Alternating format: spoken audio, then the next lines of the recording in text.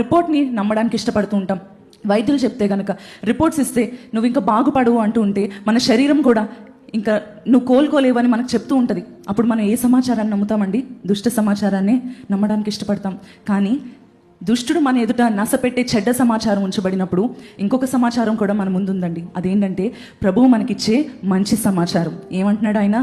నీ శరీరం అంటది స్వస్థత నీకు కలగదు, నువ్వు లేవలేవు, నువ్వు కోలుకోలేవు అని శరీరం చెప్తుంది, రోగం చెప్తుంది, అప్పులు చెప్తా ఉంటాయి, మనుషులు చెప్తారు. కానీ ప్రభువు చెప్తూ ఉంటాడు, నేను యెహోవా రాఫాను, నేను పొందిన గాయముల్లో నీకు స్వస్థత కలుగుతున్నది. ఇది నేను చెప్పే సమాచారం. Who's report do you believe? ఎవరి సమాచారాన్ని మీరు నమ్ముతున్నారు? ఎవరి సమాచారం నమ్ముదామండి?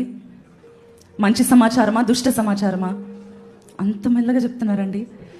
ఇంకా నమ్మకం కలగలేదా అండి మంచి జరుగుతుంది అంటే? దేవుడు మంచి చేస్తాడండి, మనకు మేలు చేయి దేవుడు కదా. మనం పాడతాం కదా, నిన్ను పోలిన వారెవరు, మేలు చేయి దేవుడు అని. ఆయన పోలిన ఎవరు లేరు ఈ లోకంలో మేలు చేసేవారు. ఆయన అంటున్నాడు, నేను నీకు మేలు చేస్తాను. ఈరోజు నీ చుట్టూ ఉన్న పరిస్థితులు అప్పులు చెప్తున్నాయేమో, ఆత్మహత్యే శరణని, అదే బెస్ట్ ఆన్సర్ అని చెప్తున్నాయేమో, లోకం చెప్తుందేమో దుష్ట సమాచారం, ఈ అప్పుల్లో నువ్వు మునిగిపోయి ఇక్కడే అంతమైపోతావని. కానీ ప్రభు చెప్పే మంచి సమాచారం ఏంటో తెలుసా?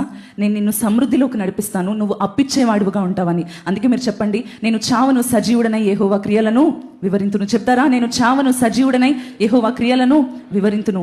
ఏ దుష్ట సమాచారం వింటూ మీరు ఇక్కడికి వచ్చారో, ఏ చెడ్డ సమాచారం నమ్ముతూ ఇక్కడికి వచ్చారో, ఏ డాక్టర్ రిపోర్ట్స్ మిమ్మల్ని భయపెడుతున్నాయో, ఈ రిపోర్ట్స్ ఇలానే ఉండిపోతాయి, ఇలానే నేను చచ్చిపోతాను, ఆఖరి వరకు ఇదే నా పరిస్థితి అనుకుంటున్నారో, ఆ రిపోర్ట్స్ని తారుమారు చేయగలిగిన సర్వశక్తిమంతుడైన దేవుని దగ్గర మనం ఉన్నాం. హల్లెలూయా.